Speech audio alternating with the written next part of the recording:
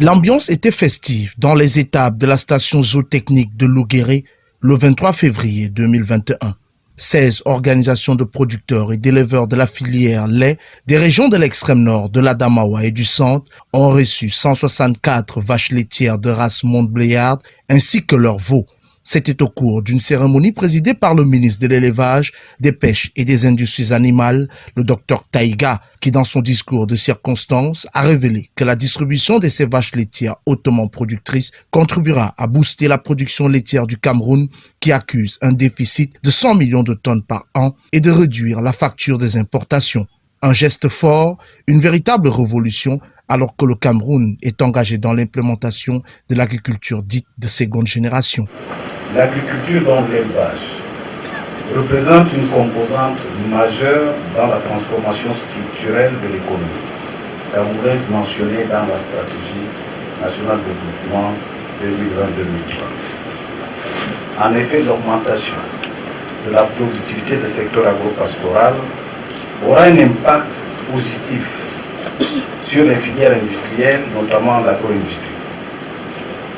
Il faut pour cela moderniser les exploitations agro-pastorales, tirées par la demande des instituts agroalimentaires.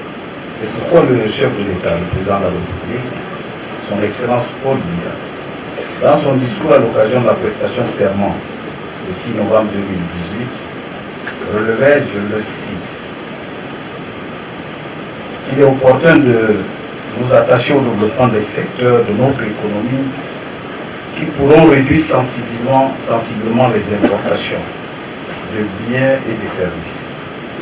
Cette politique présentera l'avantage de nous permettre de rééquilibrer notre balance commerciale chroniquement déficitaire. Arrivé au Cameroun le 3 octobre 2020, les 165 jeunes gestantes avaient ensuite été conduites à la station d'élevage de Louguéré pour des besoins d'acclimatation et de transition alimentaire.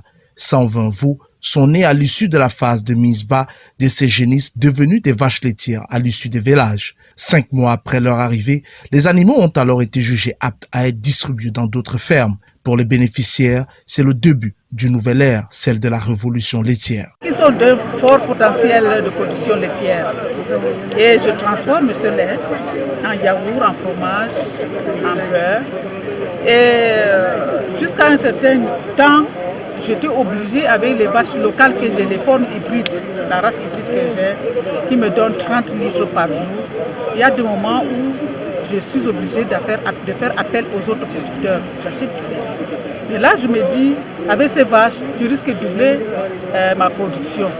Alors, si j'arrive à doubler la production, forcément, mon chiffre d'affaires aussi va monter. Mon projet, c'est la production de lait. Quoi disponible à mon niveau. J'ai un problème de lait. Je voulais que la lait augmente, la production de lait augmente. Nous faire les yaourts, le fromage, tout ça. J'avais du lait avant, mais c'est insuffisant. Mais je voulais augmenter la production. C'est trop nécessaire pour l'extrême nord. On n'a jamais eu ça. Le gouvernement nous a donné quelque chose d'intéressant. On va essayer de gérer pour qu'il continue de donner de pareilles choses à la population. Parce que ça va directement à la population, ça n'a pas d'intermédiaire. Sur le choix des organisations de producteurs ou des éleveurs bénéficiaires, l'on apprend qu'il s'agit de celles dont les plans d'affaires ont fait l'objet d'une validation préalable par les comités régionaux de présélection. Par ailleurs, le nombre de vaches laitières attribuées par bénéficiaire est fonction du coût total de son plan d'affaires.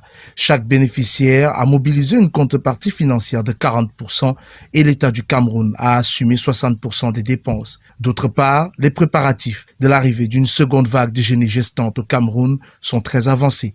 Les animaux en question iront cette fois-ci chez les autres organisations de producteurs ou d'éleveurs qui n'ont pas pu bénéficier de cette première vague.